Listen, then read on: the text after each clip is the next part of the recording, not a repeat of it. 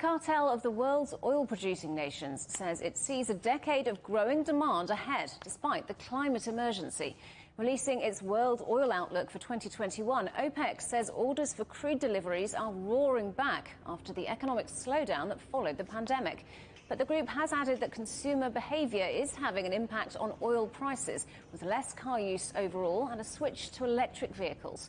The group says that within 2 years, the global economy will be consuming 1.7 million more barrels of oil a day than at present. That means by the end of the decade, total daily use is expected to top 106 million barrels. That will only level off in 2035. However, the International Energy Agency that advises governments on energy policy has warned this figure must be cut by a third if the Paris climate goals of zero emissions by 2050 are to be met, which would mean capping output at 72 million barrels a day.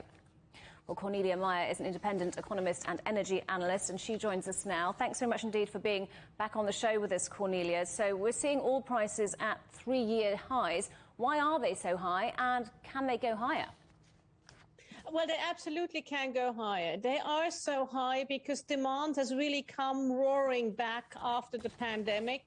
And OPEC has been rather slow in, incrementally releasing barrels. Let's not forget they cut about 10% of oil production, 9.7 million barrels a day, April 2020, when everything went bad because of the pandemic.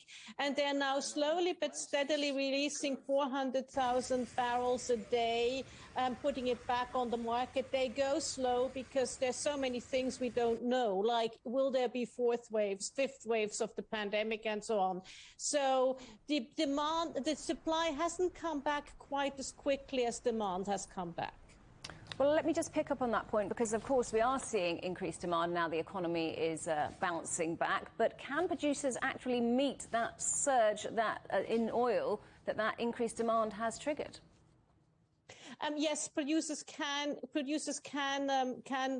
do that, because let's not forget, especially in OPEC, they still have much more capacity than what they're actually producing. So there is spare capacity there. They're just being a little bit conservative in putting barrels back on the market, which is understandable. At some stage, we will need more investment, and therein lies a problem, because with all the ESG requirements, a lot of banks are no longer willing to fund upstream and even downstream investment in oil and gas. So what does this continued demand for oil mean for climate goals? They're incompatible, aren't they? Well, they are and they aren't. What it means is we need to be careful in how much oil we consume. We also need to be looking more at other technologies like CCUS, carbon capture, usage and storage, the circular carbon economy and so on. We can't just, there's not such a thing as one silver bullet that will hit it all. We need to look at demand, and we need to look at how we deal with CO2 emissions in demand and in supply. We also need to look at energy efficiency. So yes, we can get CO2 emissions down, but we need to be willing to engage in other technologies. Now, looking again at the OPEC report, I would say one thing, yes, OECD countries do drive more towards electric vehicles, but the demand for oil is growing increasingly towards non-OECD economies. And, they may not have the infrastructure prerequisite for EVs and so on. Well, you mentioned electric vehicles there. Do you think there will be a point where that increasing reliance on them, that increasing adoption of them, starts to have an impact on how much oil we use?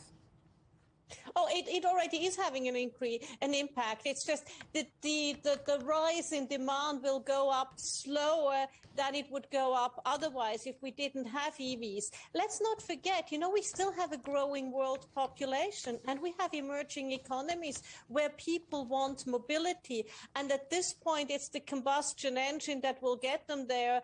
And, looking at the expense of the infrastructure that is required for for more electric vehicles. It will be some time off until they can afford to really put in that infrastructure. OPEC seems very clear, though, that oil will still be our main source of energy for years to come, particularly in developing countries. How can they be helped to transition away from oil? Well, as I said, it will be difficult to transition away from oil. They will transition away from oil, but for mobility, oil is still where it's at, especially for these developing countries, for these emerging economies, because they lack the dollars to invest in the infrastructure, that is required for EVs and the power generation and so on. So we are there. And as I'm coming back to what I said initially, we need to see things not just as, oh, we're using more oil. We need to see, okay, if we use more oil, what can we do in order to capture carbon? What can we do, when we produce it? There will be hydrogen as well. How can we produce blue hydrogen, green hydrogen? So we just need to look at things a little bit more broad-minded than just, oh, we're using oil and that's a bad thing. It's not necessarily a bad thing if we have other technologies going in parallel. Cornelia, Meyer, thanks very much indeed for talking.